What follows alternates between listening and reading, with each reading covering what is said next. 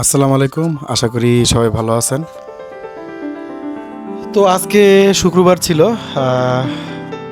ইউকেতে এসে প্রথম আহ, জুম্মার নামাজ পড়ার জন্য মসজিদে যাচ্ছি। এখানকার মসজিদ কেমন সেটাই নিয়ে একটু দেখানোর চেষ্টা করতেছি আপনাদেরকে। তো এইখানে কিন্তু মানে আমি ডাগেনহামে থাকি। তো আমার বাসার পাশেই মানে মানে বোনের বাসায় থাকি। তো বাসার পাশেই কিন্তু খুব একটা কাছেই মসজিদ আছে। তো সেখানে আমি যাচ্ছি। আমার ভাগ্নে সিমন ও আমাকে মানে নিয়ে যাচ্ছে।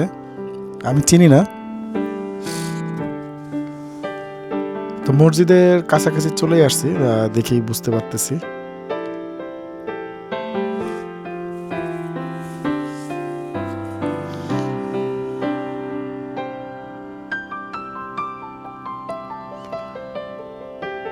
তো মসজিদের ভিতরে প্রবেশ করার পরে আমি অনেকটা অবাক হইলাম, যে মনে হলো যে বাংলাদেশের কোনো মসজিদের ভিতরে বসে আছি এরকম মনে হলো।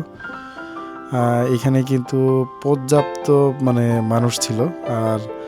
আর একটু অবাক হইলাম যে মসজিদটা কিন্তু ছোট ছিল না, একেবারে মোটামুটি মানে মাঝারি আকারে একটা মসজিদ ছিল। আর এখানে কিন্তু দুইটা জামাত হয়, একটা জামাতে জায়গা হয় না। খুবই ভালো লাগতেছিল। কারণ বিদেশের মাটিতে এসে এরকম একটা মসজিদ পাবো, তাও আবার এখানে অনেক ভালো পরিমাণ জমায়েত হবে, এটা আসলে আমার ধারণার মধ্যেই ছিল না।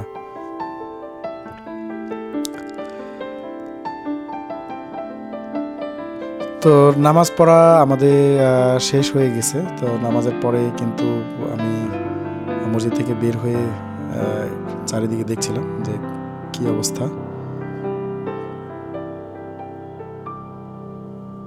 দুইটা জামাত হয়, আগেই বলেছি। তো আরেকটা জামাত কিছুক্ষণের মধ্যেই হবে। তো এই ছিল আজকের ভিডিও। সংক্ষেপে আপনাদের সাথে শেয়ার করলাম যে ইউকের মসজিদগুলোতে কীরকম মানুষের জমায়েত হয়। দেখে আশা করি আপনাদেরও ভালো লাগলো। ভালো লাগলে ভিডিওটি সাবস্ক্রাইব করে দেবেন। আল্লাহ হাফেজ।